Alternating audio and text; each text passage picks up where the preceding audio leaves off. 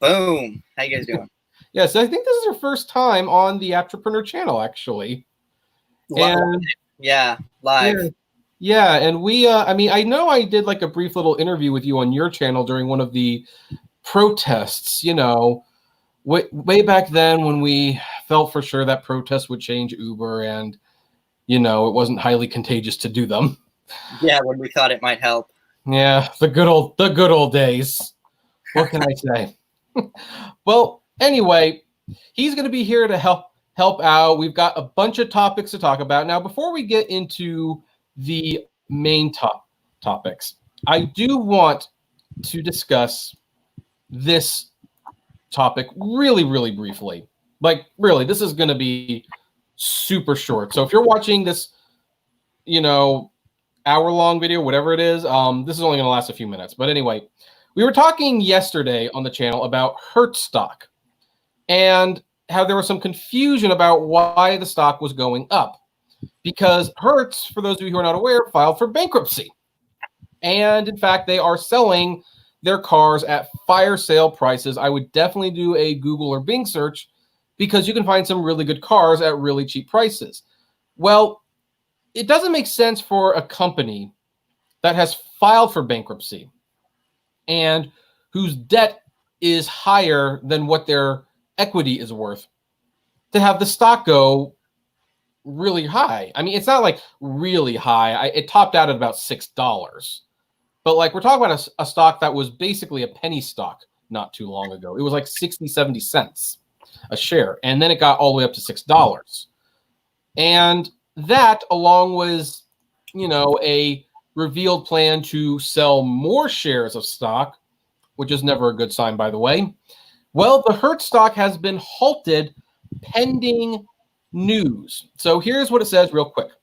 Trading in shares of Hertz was halted Wednesday pending news around the bankrupt company's controversial stock sale plan. The stoppage at 11:44 a.m. Eastern Time follows the Securities and Exchange Commission telling Hertz that the regulator has issues with the rental car company's plans to sell stock while in the middle of bankruptcy proceedings. Quote, this is Jay Clayton, the SEC chairman. In this particular situation, we have let the company know that we have comments on their disclosure. In most cases, when you let a company know that the SEC has comments on their disclosure, they do not go forward until all those comments are resolved. The shares were trading down about 0.5% to $1.94. So for those of you who don't know what this means, essentially, it means they're not buying any more Hertz stock anytime soon. It means until they get whatever it is that the SEC has issues with cleared up, you're not going to be buying Hertz stock and you're unlikely to be selling Hertz stock. Now, Driver Man, I know you weren't necessarily part of yesterday's conversation, but I'm just a little curious. Do you have any thoughts on this? Were you one of the people who encouraged Hertz buying, or did you buy any Hertz? Like, well, what do you think about this? No, I mean, I looked into it, and I've definitely been aware of it because I'm watching the markets daily. Hertz being bankrupt, yeah, I saw kind of that like fluctuation. Hey, what's happening? And some people like buying, some people selling, and yeah, it does seem to be up in the air. I don't intend on purchasing any myself because it just doesn't seem like a good way to go at the moment. A company going bankrupt, we don't know what's going to happen. So I think it's best to err on the cautious side. At least that's what I'm going to do. I, of course, am not like a consultant and, cannot recommend or not recommend anything. All right. But me, I don't think it's necessarily a good idea to buy a stock right now that's going into bankruptcy. Right. Now, I mean, companies do go out of bankruptcy. I mean, one of the biggest examples, of course, is when Six Flags filed for bankruptcy. Their stock was at like $4 a share. And I think it went down pretty low. But that actually would have been like a very wise purchase at the time because it did get back up to $70 a share. And then it went down to $7 a share again because of the, pandemic, which, by the way, that's when I bought my shares. And now it's up to 25. So you never know. But as I kind of tell people, bankruptcy is not a get out of jail free card. It's a stay of execution. Basically, if they think you can be sustainable, if the debts are forgiven, then you survive. But sometimes the courts look at the company and it's like, you're worth more sold off into pieces than you are staying in business. And with Hertz liquidity not matching that of their debt, I think it's far more likely. Oh, and the fact that they're issuing more shares. It's always a red flag when a company wants to issue more shares of stock to sell. Like I that. would agree with that. Yeah, I mean, if they decide they want to split the stock to encourage more buying, that's one thing. But when they just want to outright issue shares, that's basically printing money, in my opinion. Yeah, so, kind of like a liquidation thing. Like, sell as much as I can. Okay, buy stuff. Yeah, go into the business. Right. It kind of almost reminds me of that movie Margin Call with one of the greatest actors of all time who happens to be a jerk in real life, Kevin Spacey. And it's about the stock market crash, and the company basically decided to fire sale their stock to stay alive before anyone realized how bad the markets were going to be. And yeah, Margin Call. That's a very, very interesting movie for those. So, I mean, there was a Robinhood story that I kind of wanted to talk about, but we'll see if we have time for it because it's complicated. But be careful out there, folks. Be very careful, especially when you see YouTubers encouraging you to buy stocks from bankrupt companies. But with that out of the way, let's talk about our first main topic. And our first main topic is about Airbnb. Now, just for the record, I don't do Airbnb. Like, I mean, I've stayed in an Airbnb, but I don't personally have an Airbnb that I share. Do you have an Airbnb that you share? No, I've used the service before, both by myself and then also like with a group of friends for somebody's birthday, staying overnight, like in this really, really nice apartment. We have lots of food, mainly like Korean barbecue and lots of alcohol and lots of games. Yeah, that's always fun for Airbnb. Right. So anyway, but now here's a question. Would you, if you, for example, had an extra house, hypothetically, would you do Airbnb? I think I'd have to do a little more research into the pros and cons of it. I mean, the pro obviously is that you could make a lot more money than just renting it because you can charge per night, like maybe $150 or $200 a night. And if you're able to get people in at least half the month, right? Let's say 200 times 15, that's like $3,000. And then maybe it's a place that you might normally rent for $1,500. And so just having it half the time occupied, making double the money. I mean, that's from definitely an investment perspective, maybe. That's definitely the pro. But one of the cons, of course, is you don't necessarily know who you're going to get and what they're going to do with your house. And, well, a vegan beauty model found out the hard way that, yeah, you can charge a lot of money to rent a room or a house or whatever she's. Well, she had a luxury apartment. And you could charge a lot of money, and it doesn't guarantee that things are going to work out the way you have. Now, there is a couple things I do want to say about this. First of all, obviously, there's not going to be Korean barbecue in this apartment. She's a vegan beauty mogul. I also want to say, like, at some points in this article, they say model. And then some places they say mogul. I don't know which it is. But I don't quite understand what the whole thing is with saying, like, oh, that's a vegan model. And it's like, well, if it's a model, I'm assuming they're not eating at Burger King. So, just saying that. But anyway. Usually not. Usually not. Impossible Whopper hasn't been around that long. But this was a funny story because it really highlights the dangers of Airbnbs. And it's what you should really. So here's the article. A vegan beauty magnate, see now they're saying magnate, is suing Airbnb for $253,000 after a guest booked through the online marketplace, allegedly trashed her apartment and stole designer dresses and shoes from Gucci and Chanel. Cassandra House, 35, claimed in a lawsuit filed against the accommodation provider the guest at her Gold Coast beachfront home, so this person definitely has money, by the way, destroyed her luxury Kruger pans and kitchen pots worth more than $1,300. Miss House, a high-ranking consultant with multi-level marketing giant AirBnB, also said the guest stole a $50 silver banana. $50 silver banana. Oh, it must be nice to have money. Banana? That's funny. Yeah, like, the lifestyles of the rich and famous, right? Like, I mean, look, this is like, I got this like Charlie Brown bobblehead that my sister-in-law got me. This is like probably $20, and I feel like I'm in high heaven. So, but for some people, it's a $50 banana. Why a banana? What's her infatuation with the banana? I don't know, but I've heard about this. I've heard that like gold bananas and diamond bananas are actually a thing with rich people. I don't know why. What was also stolen was a 279 bottle of Dom Perignon champagne, which my wife buys barefoot champagne for $7 at Vaughn. So now.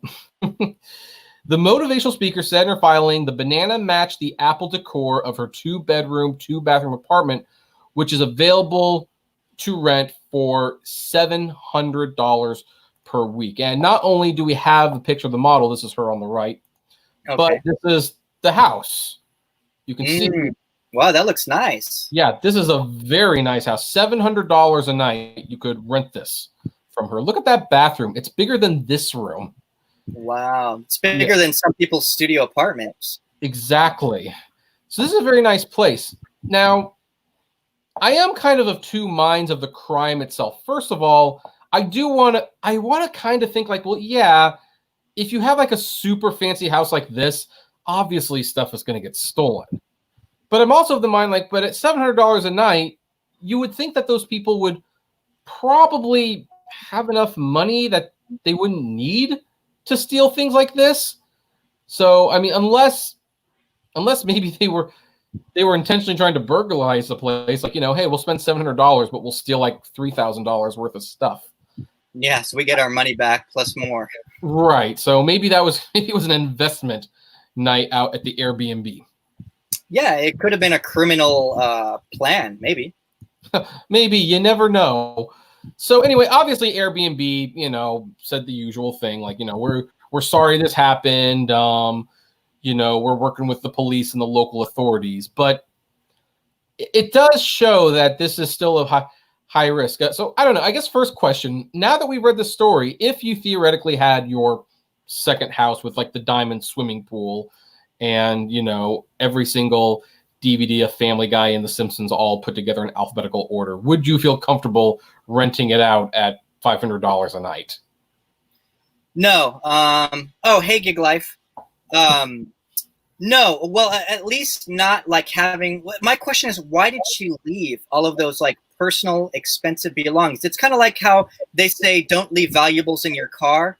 I would assume, same kind of thing. Like if you're renting it out and it's just a rental and you have your own place to stay, like me, like this, I live here, right? So if I happen to have, like you said, an extra apartment or a house, I wouldn't leave a bunch of like my personal things there. I would leave maybe like some basics, like an Airbnb person might normally leave, like maybe here's some food or here's some cleaning stuff or whatever. Here's a first aid kit, stuff like that. Yeah. Here's to the but not a whole lot of extra stuff. I mean, why? Yeah, well, one thing I was looking for, but I'm not seeing it in the article. My first thought is this isn't just her Airbnb house. This is maybe a main place where she lives and she was just not going to be there for a week or so. Maybe she decided just to rent it out and make a little extra money.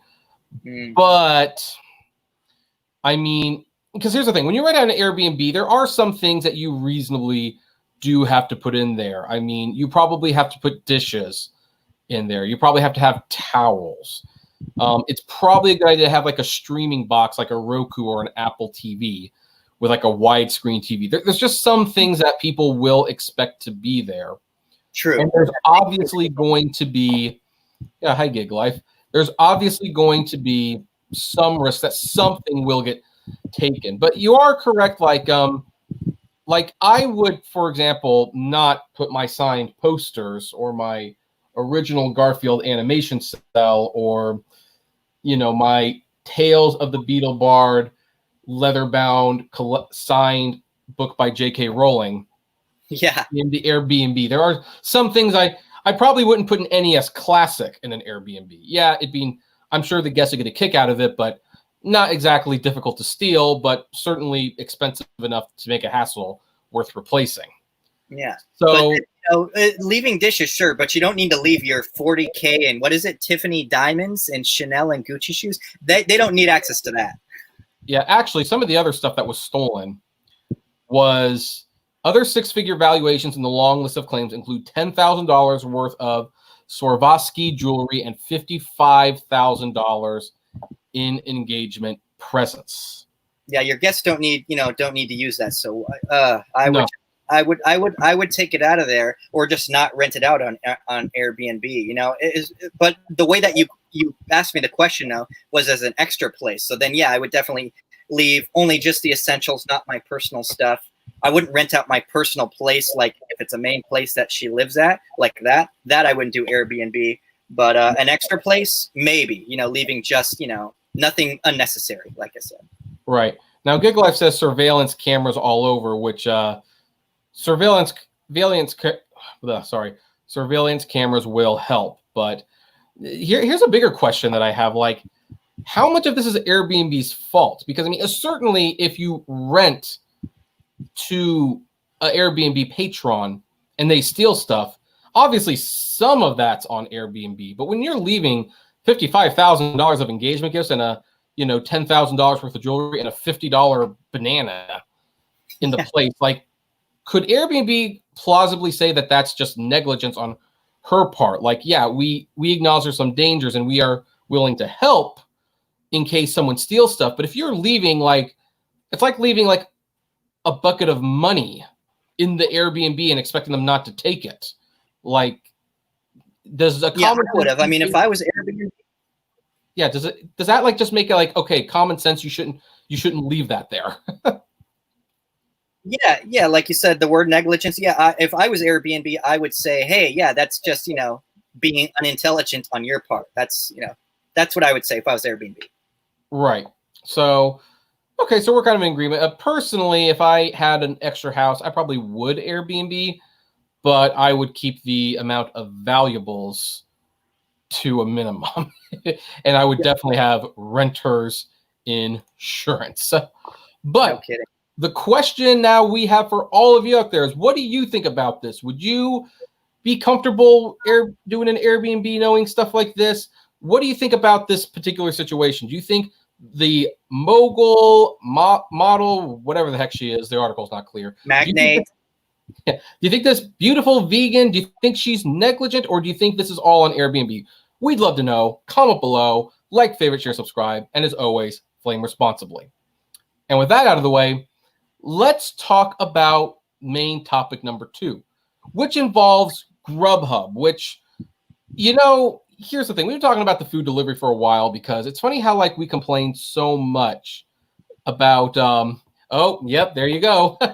you do Grubhub all the time, I take it. Yeah. Yes, you do. Well, we've been talking a lot on our channels about how Uber and Lyft screw drivers. And to a certain extent, we talk about how they also don't treat the drivers very well, although I have heard good things about Grubhub, in all fairness. When Uber was about to buy Grubhub, I got so many comments from people like, oh, please no, I love Grubhub. Don't let Uber buy it. That's how it felt. I did not want, evil, the Satan rideshare company to buy my beloved Grubhub that I love working for. So you feel at peace now that Jesus, just take away, has decided to buy Grubhub. Well, I don't know if I would call them Jesus because I know nothing about that company. I had never heard of them. But I would say I'm just happy that at least Satan didn't buy them. Okay, well, and who knows? Maybe just take away is Paul. Who knows? I don't know. Like personally, for me, Jesus of food delivery was caviar, and then Satan Jr. DoorDash bought them. So but one of the things we've been talking about is how these food apps have kind of been taking advantage of restaurants. They've also been taking advantage of drivers, but they've been taking advantage of restaurants really bad. Sometimes taking up to 70% of the bill, which, just to put that into perspectives, guys, let's say you run a comic book shop and you sell $100 worth of comic books, Batman, Spider-Man, Superman, whatever. And then because, Comics on the Go decides we're the ones who ordered it from you and they did it through their system, they're taking 70% of that and you get $30 of that. And it's like, well, that's about enough to cover the price of the comics. That's one of the problems. And it got to the point where a lot of cities pretty much put like a cap on what delivery services could charge restaurants. Fairly, in my opinion, because it is a pandemic. You can't be taken, I consider that price gouging to a certain extent. Oh, yeah. And everyone was pretty much doing a good job, a real solid good job of, following that, not violating that. And then Postmates, a couple days ago, was discovered that they were not following the delivery fee cap because they didn't know what it meant, which, stupid. It means you don't charge more than 15% of the fee. That's what it means. Well, I knew that once one did it, someone else would want to do it. Interestingly, it wasn't Satan, which is Uber Eats, or Satan Jr., which is DoorDash, but, well, Antichrist. No, I'm kidding. It was Grubhub. It was our beloved Grubhub. They are hiking the restaurant fees, and they are defying San Francisco's commission cap. According to the San Francisco Gate, on Friday, June 12th, the first day San Francisco restaurants could officially reopen for outdoor dining, Kagawa Ya Udon, owner of Catherine Chayao, got an email from Grubhub notifying her that its rates were going up. In April, San Francisco Mayor London Breed announced a temporary limit on the commission that third-party food delivery companies can charge restaurants during the C-virus pandemic. Now, Grubhub told Chayao that commission cap has been lifted. Grubhub's commission rate for pickup orders at Kagawa Yu Udon would increase from 15% to 22%. And its marketing commission, which had previously been 5%, would also increase to 22%. Except the commission cap for these food delivery apps has not been officially lifted. According to Table Hopper, the mayor updated the stay-at-home order over the weekend to clarify this. That order terminates when the Stay Safe at Home order is amended or modified to allow dine-in services. For the avoidance of doubt, the mayor now issues the order below to clarify that the order terminates when the Stay Safe at Home order is amended or modified to allow indoor dining. Table Hopper reported receiving several emails from other restaurants that also said Grubhub was increasing their rates. So Kagawa Ya Udon is apparently not alone. So what she said about this was, from order adjustments not paid out to their couriers, delivering the wrong bag to the wrong customer, increasing our contract rate without our authorization, we're basically at the last straw with Grubhub. Now then, I definitely understand why they're upset about this.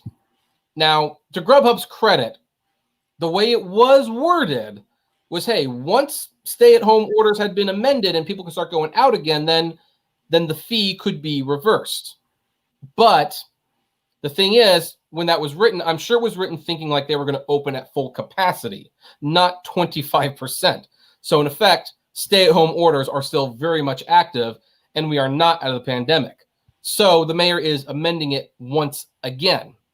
But the fact that there was no clarification about that before Grubhub did this is a little scummy. Now, the lady who runs this restaurant, wrong orders, delivery being late, unfortunately, that's just everyday problems when you use a third-party delivery service, which I think is what's really going to kill these things, is the reputation problem. But as someone who does Grubhub a lot, or at least enough to have like a huge shrine dedicated to the GH. Yeah. What do you think when you hear about news like this, knowing fully well that honestly the drivers aren't going to benefit from this one way or the other? They're still getting the same amount of money. Yeah, I would say I feel bad for the restaurants. I know I actually, a lot of times I'll be on like, friendly terms with a lot of the restaurant owners that I see on a regular basis. Now, of course, keep in mind, I don't see the owners every single time. I'm talking more of like a much smaller business, or like maybe like a food truck. Like there's this Thai food truck that I will pick up from time to time. And yeah, I could see them struggling. Hey, I was aware of them taking, like 30% regularly. And that's a lot. It definitely takes a big chunk. And I know other restaurants, newer ones, like this one called, I believe it's called Bird Box. And yeah, they're like, yeah, we're starting up, but it's difficult. But of course, it's helping them get a lot of initial business. So by having like Grubhub and DoorDash, they're getting a lot more revenue and incoming orders than they would. But it's like they're not really profiting from it off, in the beginning. Right. But is that a fair trade-off in the long run? Because one of the problems that I definitely see with this is, okay, it does bring more business, and you, as you said, you kind of sacrifice those profits at first. But what happens when you have that business and it's like, well, I want to start making money now, so I'm cutting with Grubhub and Uber Eats and stuff. But then you find out the main reason you had that business was because it was available on Grubhub and Uber Eats, and those people never had any intention of actually going to your restaurant. Like, what then?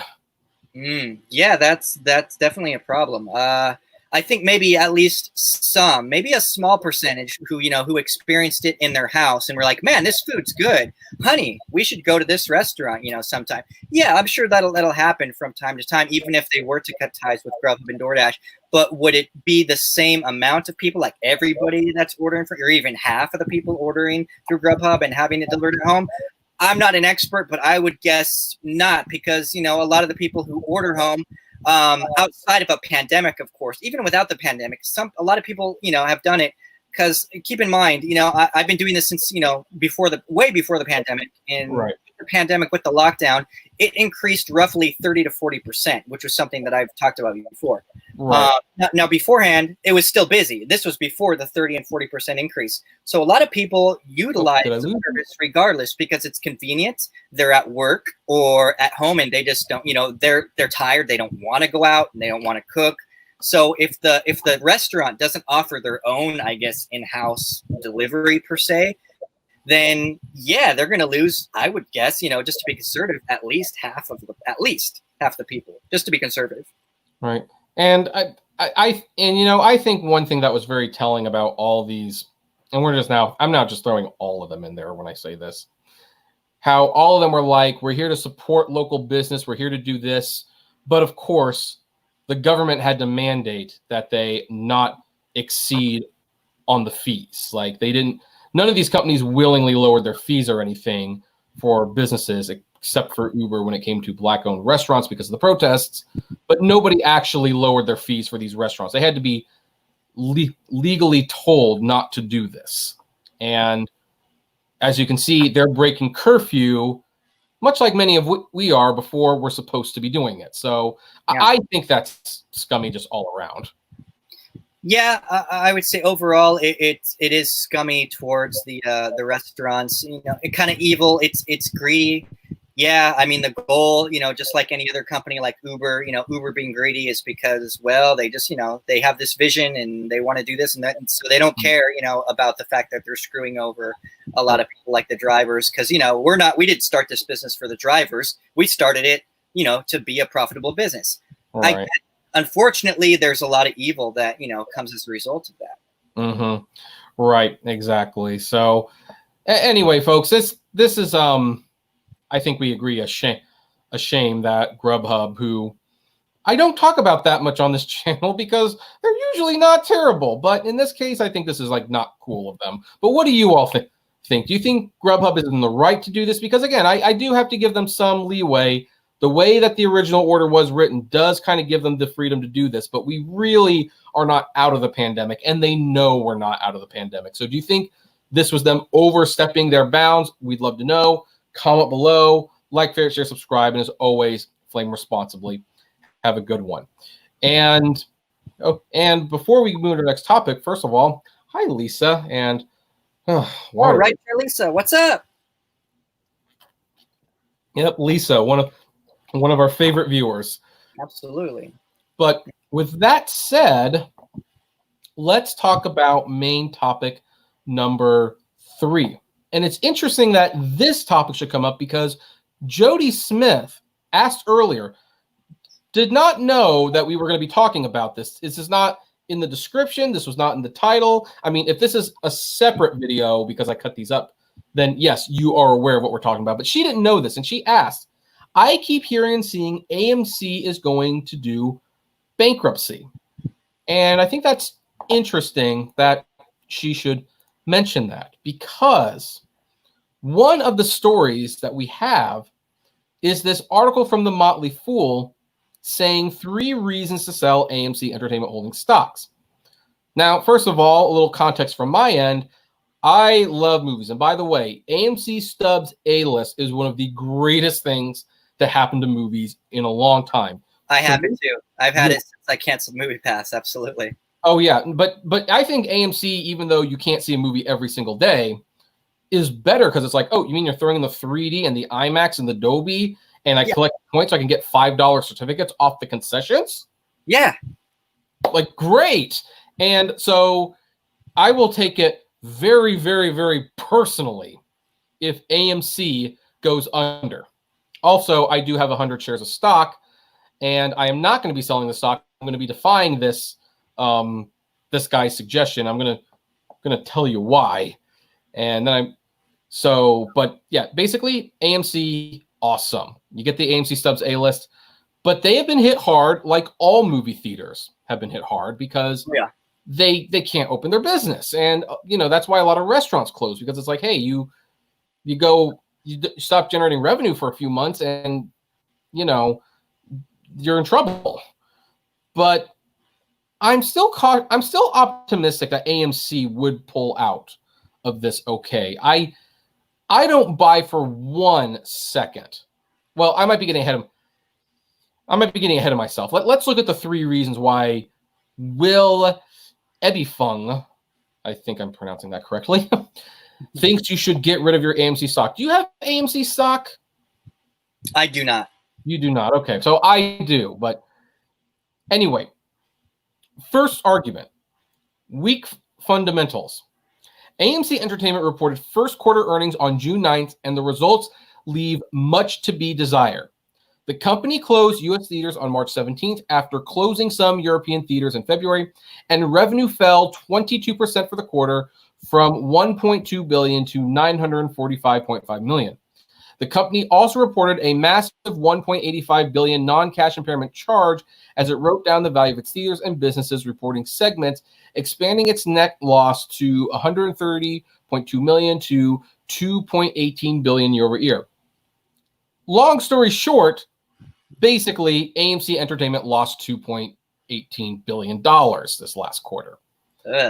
And here's my response to that, and then I want to know what your response is. First of all, that's kind of a duh.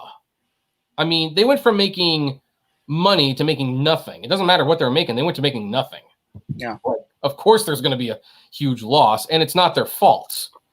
So, but the other weak thing is, like, a lot of companies basically went to making zero money, and some of them, I don't see people writing articles about how they're going out of business. I don't see them writing articles that casinos are going to go out of business because their revenue dropped to basically nothing either, or sports arenas, because sports arenas have to have concerts and stuff throughout the year to generate money. They're not making anything. Heck, I think many of them have been repurposed for hospitals now, emergency hospitals, for that overflow that never came but might come. So I don't know. What do you think about this argument? Do you think this is a good argument for why AMC is going to go bust? I hope it doesn't. I mean, much like you, I'm going to stay on the positive. I mean, number one, being an AMC A-Stubbs guy, I love it. I do love movies myself. That's why I get it. That's why I had Movie Pass when it was still good, like yourself. I don't want to see them go out. I'm hoping that, maybe through loans or some way they can just, manage to pull through. Will they be as profitable as they were like 4 months ago anytime this year? Probably not. I would say definitely not, in my opinion. At least probably not. It's not looking likely. Not until, I don't know, maybe the end of next year, if not more. And that all, has to do with like how quickly they're coming with the vaccine, and even when the vaccine is here, how quickly can they get it to everybody? So it's going to be a big deal. This thing's affecting the economy for a while. So I don't think I'm gonna buy any AMC stock yet, actually. But on a like somewhat just a little bit of a sidetrack here, if I may. Sure. I don't think I'm going to buy any more new stocks, at least for the next like week or so. The reason being is because we seem to be seeing a lot of like spiking in the cases again, and so I think there's a high potential for a second wave, therefore making it possible. I wouldn't say there's potential, but at least possible that there might be a second lockdown, or at least somewhat of a reclosure. And then, the market will go again. So I'm kind of waiting to see what happens. Right. Well, interesting, because that's their second complaint, the possible resurgence of the C virus. Now, I don't need to read this because you summarized it. The cases are spiking. I fully believe a lot of it, by the way, is because of the protests. I'm sorry. I know why we were upset. I'm not saying you were wrong to protest, but this was what was probably going to happen. I don't think the resurgence of the C virus is going to do much, because here's the thing. I think, and it's not just President Trump, it's a lot, and I mean a lot of governors in states that are basically like, we cannot afford to do this again. We can't afford to do this again. Like, we might have to temper how the businesses run. We might have to put limitations on it again, but we are not shutting down the economy again. They just won't do it. But that does still raise the possibility, like, what if they do that? Like, what if they go to the theaters and say, hey, we're not recommending more than 10 people in a room together? Well, it's not even worth it at that point, unless the theaters basically require like every person to buy a soda and a popcorn, which, hey, you know what? I'm probably going to be doing that anyway. I don't buy too many snacks, but when the theaters reopen, hey, I will gladly buy some snacks to help them out.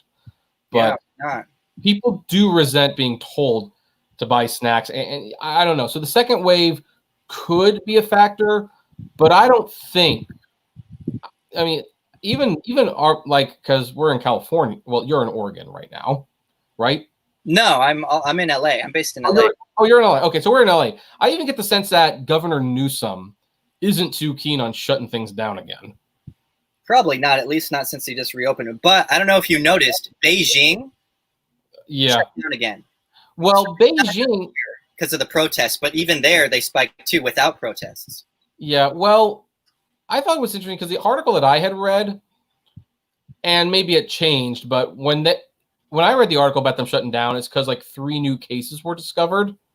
So, and I don't know if that means like 2 different. I really should have read the article more closely. Was that 3 new virus strands? I mean, 3 cases doesn't seem like much, but yeah, they did shut down again.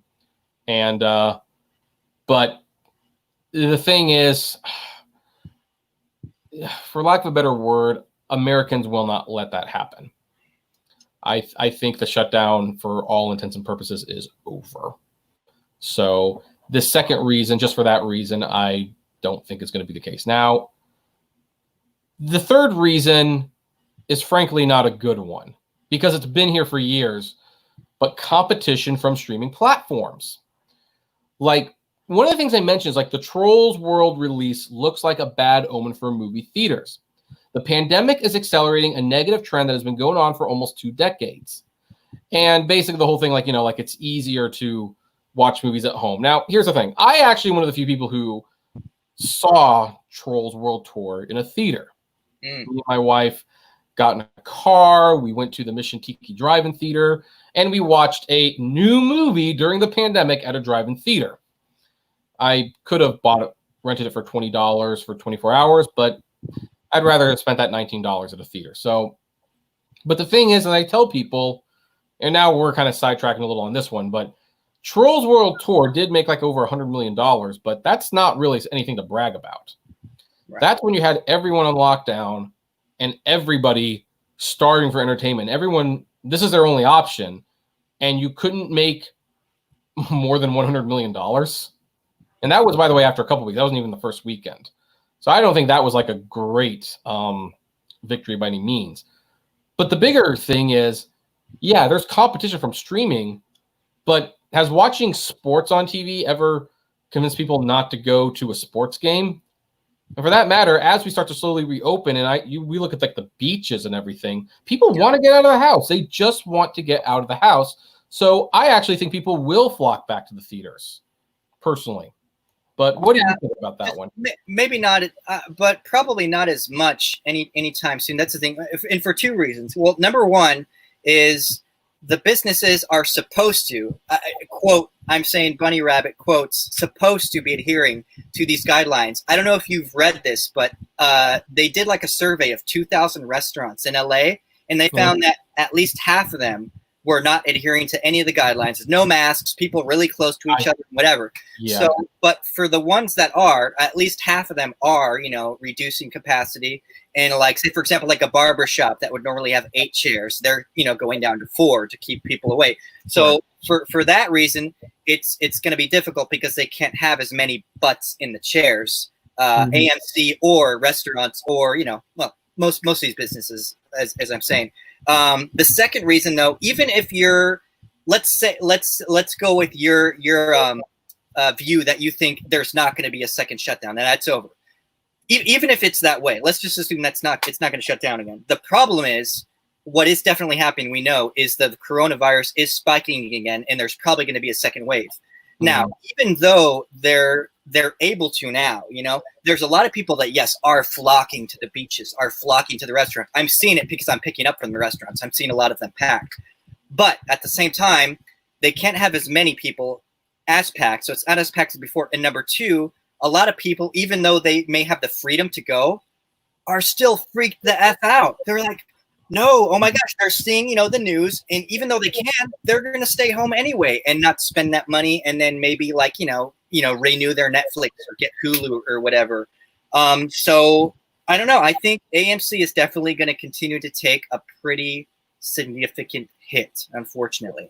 One thing that should be noted, although this is not AMC, this is, I believe, Cinemark, because Cinemark has actually opened a few theaters in Texas, I believe. And they have like 45% or 50% capacity, something like that. And they have been reporting that even though that they are showing old movies, we're talking about Gladiator and things like that, things that you could easily watch on streaming services. Yeah. They have been selling out the max tickets that they have been able to for the most part for those. So, and I mean, they had similar polls and questions like, would you go to the beach? And a lot of people said, like, they had like overwhelmingly in these surveys that people would not be going back to the beaches for a while, but the first weekend that beach was open. And I even saw this with my own eyes. It just happened to be the weekend where me and my wife were getting cabin fever. It's like, let's get in the car and let's just drive along the beach. We're not going to get out and go on the beach, but we're going to drive along the beach. And the amount of people was shocking. And that was the weekend that Huntington Beach was trending, and basically people were on Twitter making fun of the Huntington Beach goers, which I think they had every right to. Like, that was not safe at all. And that's when I realized there's not going to be that much a slow uptick in getting the economy kickstarted again as originally thought. Like, the big question, though, does remain when that second wave hits. Do we get draconian and shut everything down again? I don't think the market can bear it.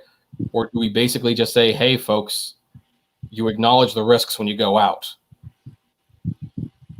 I mean, and then, of course, we have like that big issue where some people just don't want to wear their masks, which I don't know where you stand on that. I personally think it's not difficult, so wear the mask. But, there's a lot of people who just don't want to do that either. Yeah, So. I do when I'm exercising. I'll tell you that, because you can't really breathe while you're running, and all that. It's an impediment. It's actually unsafe. I don't know if you saw the article of the guy in I think it was somewhere in Asia. I want to say China, who was like running heavily with his mask, and his lung collapsed. He's still alive, but like he's gonna go. So that's I don't wear it, but when I'm delivering, I have to, whether I want to or not. Right. Well, yeah, you probably don't want to be doing heavy exercising while wearing a mask. That's for certain. But anyway, folks, I am curious. What do you think? Do you think AMC's in serious trouble? Are you going to go back to the movie theaters? We would love to know. Comment below. Like, favorite, share, subscribe. And as always, flame responsibly. And now, for main topic number, is this 4? I think this is main topic number 4. We haven't done an Uber topic yet. So maybe we should discuss what's going on with Uber. Now, here's the thing. One thing that Uber has always said is that they want to be successful by screwing drivers and customers and overpricing. No, I'm kidding. They wouldn't blatantly say that. But they have said that they were going to be successful not because they were competing with the taxi industry, but because they were going to compete with car ownership and public transportation. And, I personally, I was always kind of like, well, I mean, sure, I guess you have to take over the world ambitions, but like if you need to do all of that to be successful, then it kind of shows a real lack of foresight, in my opinion. I don't know about you. I mean, it's funny. I wonder what the actual numbers have been, because like the thing is, a lot of people, because of Uber and Lyft, like have bought cars. I mean, why do you think they had that what was that thing called, that Fare rental program? And then Lyft had one, and they've each had at least a couple different ones. And so people have been buying cars just so that they could do this job and make money. So as far as like, trying to curb car ownership, I wonder, I've never looked at the numbers or seen, is there any website that has actually done the numbers to say how much it has affected car ownership, or has it just gotten worse? That's what I like. It's just, they've done studies and it's just gotten worse. But personally, I don't think that they've done a very good job at curbing car ownership, especially since most people still have their cars. They just use Uber a lot more. Yeah. But they also have not entered into public transportation until now. And interestingly, they entered it with software, which is very interesting. So according to Bloomberg, Uber to sell software starting with 4-van transit service. So Uber Technologies Incorporated is getting into software. The company is making the technology that powers its ride-hailing business available to others, starting with public transit agencies. California's Marin Country transportation providers are the first customers to buy access to Uber software in a deal the company announced Wednesday. The tie-up represents a potential new revenue stream for Uber at a time when the company could use it. Quote, this is not a one-off. This is a new product and a new business. Together, we want to make car ownership a thing of the past. That's from David Reich. But the effort is starting small. The program called Marin Connect will power logistics for just 4 wheelchair-accessible vans when it begins on July 1st. Teaming up with Marin Transit and the Transportation Authority of Marin, it will also make public transit schedules and discounts available within the Uber app in the county, and will offer vouchers for riders traveling the last mile to their destination from transit stops. The 2-year deal will cost $80,000, said Nancy Whelan, the general manager of Marin Transit. Quote, we pilot a lot of things. We try to stay nimble. So here's basically what's going on. Uber is selling a software that's tied to public transportation and their Uber system, and it shows various routes on how you can get to where you're going, a mixture of public transportation and Uber. This is clearly this is kind of a win for Uber, I think, because if they're incorporating the public transit into the app, they're probably collecting a fee for doing that. So they are now collecting fees for basically encouraging people to use the public transit, but they can also manipulate the algorithm so that people get off at a certain spot and almost always be recommended an Uber, which puts more money into Uber's pocket. What's going to be interesting is how does this work for the public transit? Because public transportation, by its very nature, is not profitable, which is why it's weird that Uber wants to take over it. It's like, we want to take over public transportation. It's like, really? You know, no one makes money doing that, right? Doesn't matter. We can do it. It's like, well, okay. But they've got their first foot in the door, so to speak. So my question is, I'm sure this is going to work out for Uber to some extent because Uber wants to take over public transportation. Whether I think they should or not is beyond the point. I'm just wondering, is this going to be like one of those Grubhub situations where it's like Uber's fees are so exorbitant in the long run? And I mean, I know people say that you should have this worked out before you sign the dotted lines, but clearly a lot of people with restaurants and their their relationship with delivery apps don't quite understand exactly how much this is going to cost in the long run until it's there. Is this a similar situation, do you think, where public transportation might be in for like a huge wake-up call when they find out just how much Uber is taking from them? Or do you think this is going to work out fine? I guess ultimately it will depend on how popular this is or how much people use it. Also, of course, you know, how many more people start taking Ubers again. I know, like, it's funny. I noticed a lot of people said, oh, you know, we're not making less money, but that's because like half the drivers aren't driving. And so then you're having more customers because there's less drivers. So how many more customers will go back? And then the other thing is, I mean, yeah, if public transportation already isn't profitable and then they've got, you know, this extra money that Uber is taking from them, I don't know. I don't see how well that could work. So I think maybe, yeah, once it starts to roll through, like you made the analogy with Grubhub, they might be like, oh, yeah, this isn't like working out. Then again, the other reason would be because of Uber's ambition, not only in general before the pandemic, but now since they've lost all this business, I would assume they're going to try to charge or get away with charging as high of a fee as they reasonably can to the public transportation to try to move, you know, back into the making money segment, and that will just end up, yeah, not working out for public transit. Right. Now, in all fairness, they did say this was like a trial run. Okay. So this might not be forever. But I'm also thinking, like, I'm wondering if maybe public transportation is turning to Uber because they've obviously been hit by this too. And so not only was this not profitable before, but now it's really not profitable with people largely not taking public transportation, but legally they have to provide it because some people have no choice but to. So I'm wondering if this is their way of like, well, maybe, you know, those young millennials, those appers out there who already don't care that much and don't want to wear their masks and want to get back to life, maybe they'll be using Uber, and with Uber, we can kind of steer people back to public transportation for a little bit. I'm wondering if that's what their thinking is. Like they're trying to use Uber and hoping that they get a better deal out of it. Good question, man. It's a good question. But you are correct as far as like, you know, the really younger, much younger millennials are definitely, you know, the most, you know, antsy, wanting to get out. I mean, even during the lockdown, yeah, I would still see them out and about. Jody Smith, she says she doesn't think it will work. She says no way this will work. People will want to have their own freedom.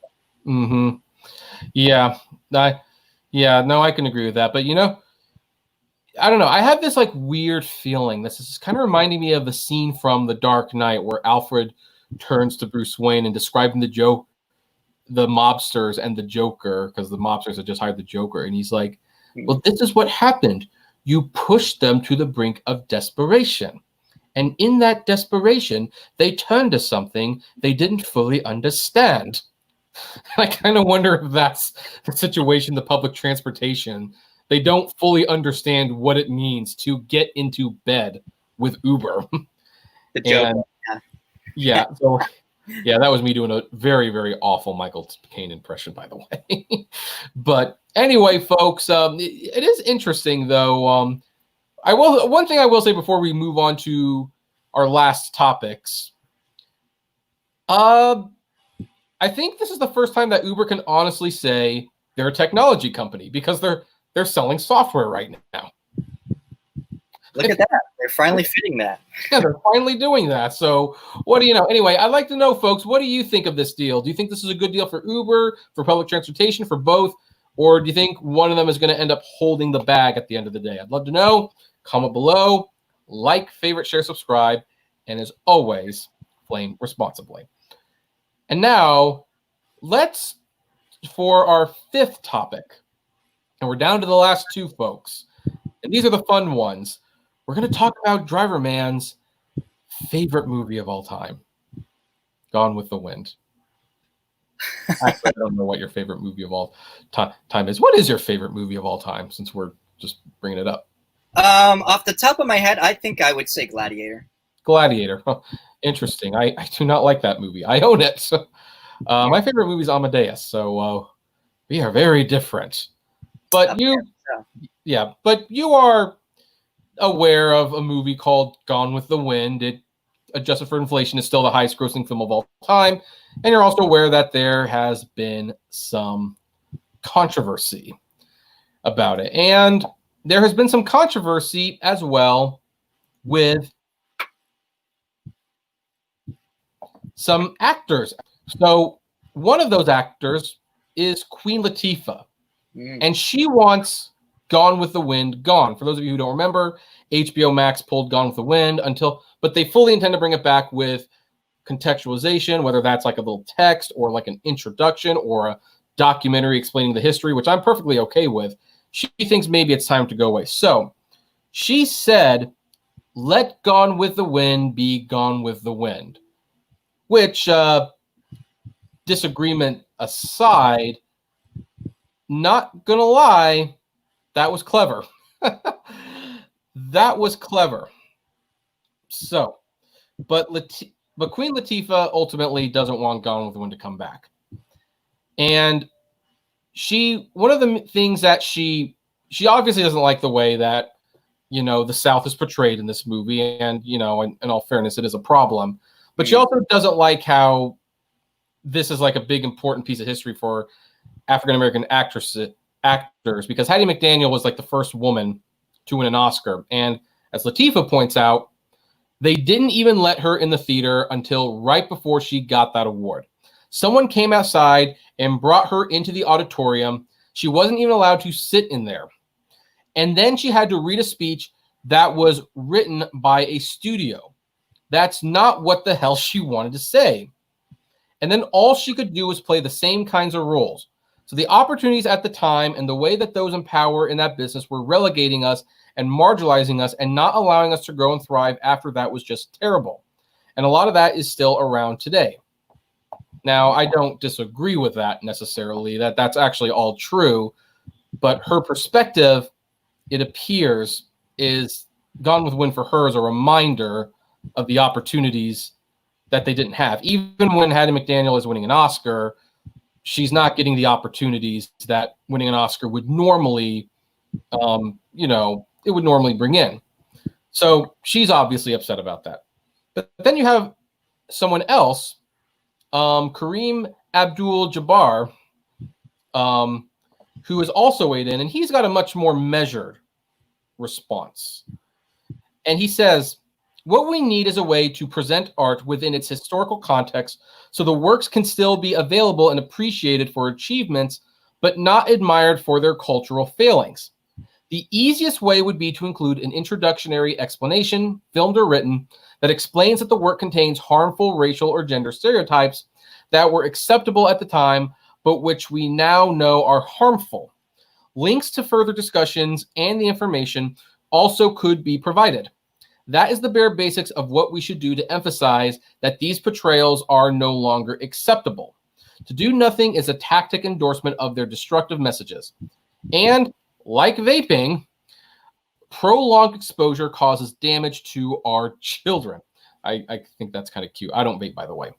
We put a warning label on one. Why not another? Now, I can actually respect both of these comments.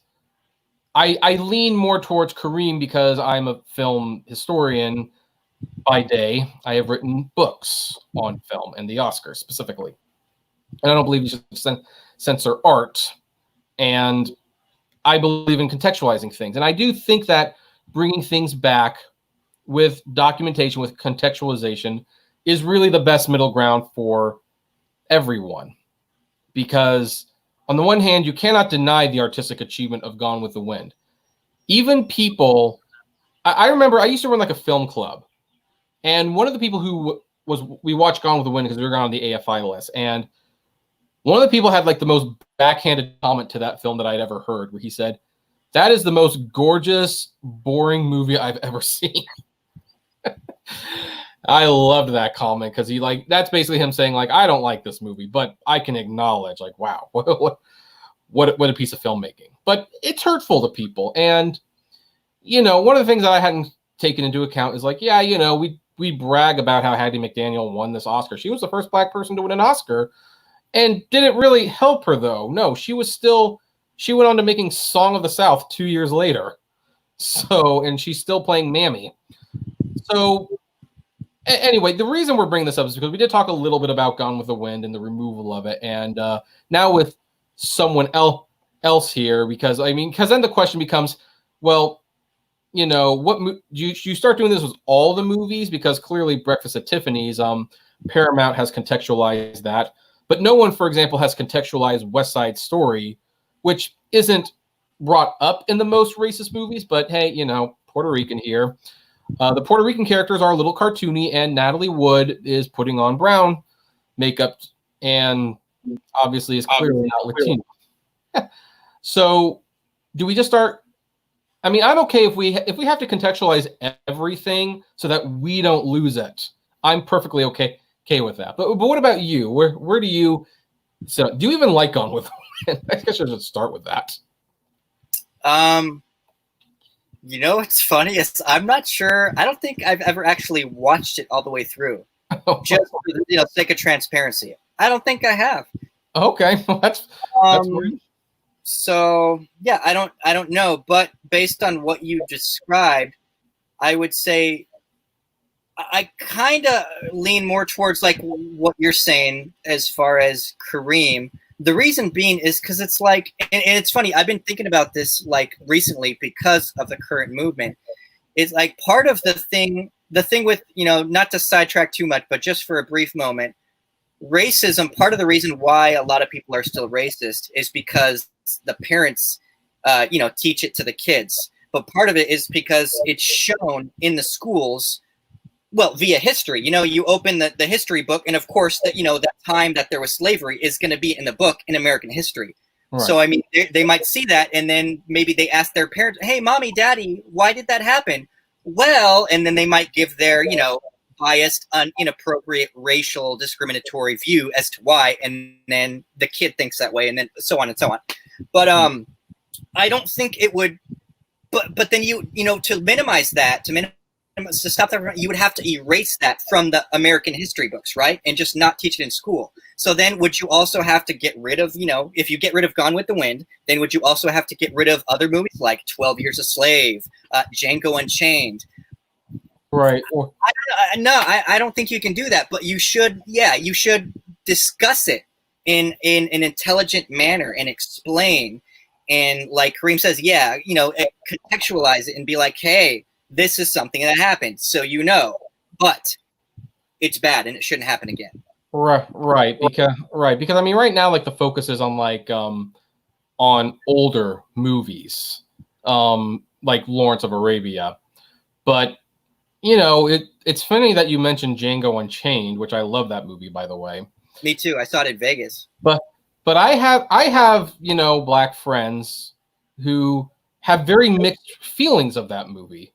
There are some who absolutely love it, They love it. They think it's great. And then there's some who think like this is a white guy doing racist stereotypes in a modern era, and I think it's offensive. And I mean, it's like I can kind of see where they're both coming from, to be honest. Now, on another little side note, I mean, because this has actually come up a few times, have you heard the news about Aunt Jemima pancake syrup? Now, the only reason this is relevant is because Aunt Jemima is the pancake syrup, and they have announced today that Aunt Jemima will be rebranded. I read that story, yeah. Yep. Now, to be perfectly frank, and please don't think poorly of me, but this is where the learning comes in. I frankly had no issue with Aunt Jemima. It was just syrup to me.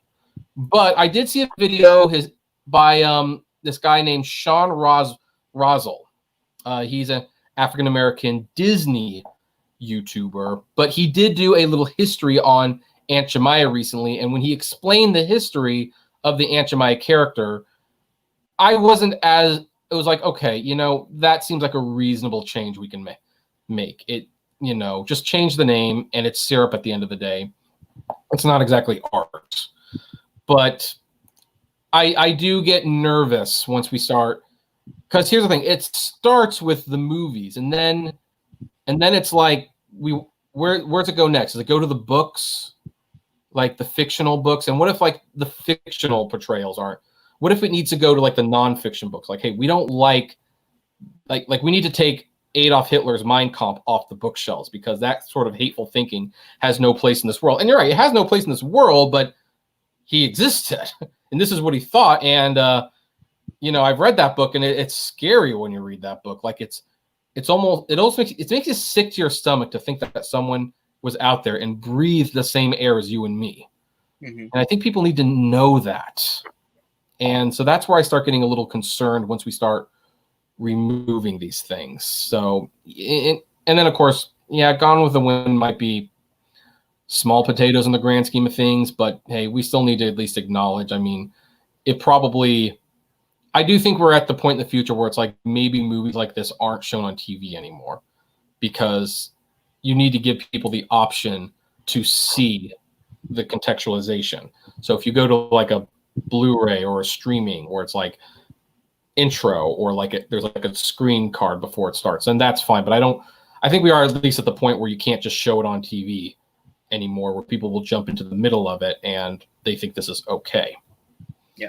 So that's where I'm gonna do it. By the way, Jody says this: if that's the case, the next food that will be tagged is Uncle Ben rice. Well, funny you should mention that. Uncle Ben is not long for this world. Uncle Ben is not long for this world. The Mars company's already said that they're going to change it. But anyway, we have one more topic, and we don't want to be talking about syrup all day. So what about all of you? Do you agree? Do you disagree with what's going on with Gone with the Wind? Who do you side more with, Queen Latifah or Kareem Abdul-Jabbar? We'd love to know. Comment below. Like, favorite, share, subscribe, and as always, swim responsibly. And now we're down to our final topic. Our final topic of what has been a very pleasant discussion. And the final topic involves, interestingly, HBO Max. Because HBO Max had a rough launch. We all know that. I mean, some streaming services, when you launch a big one, it's always going to have like a big problem. But to not have the thing on Roku or Amazon TV, that seemed kind of strange. And then, of course, this Gone with the Wind thing hit. Well, one of the controversies, or one of the confusions of HBO Max was when it came out, I think most people thought that when HBO Max came out, that was going to render the other HBO apps useless. Like, there'd be no reason to have HBO Go anymore. And there'd be no reason to have HBO Now anymore. But they didn't do that. Those apps still exist.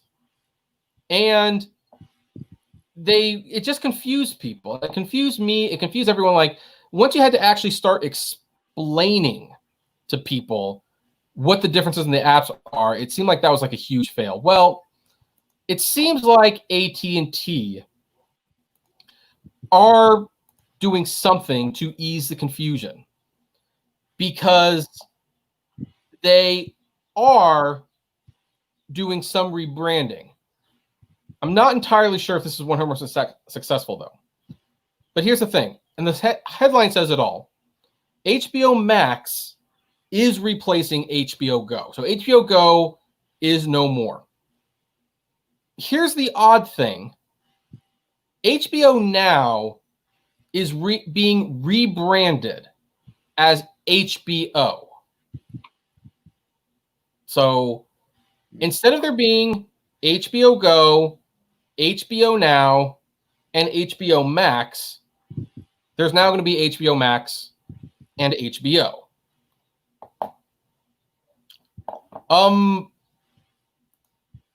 Just a quick question from your end. Does this make it any less confusing to you?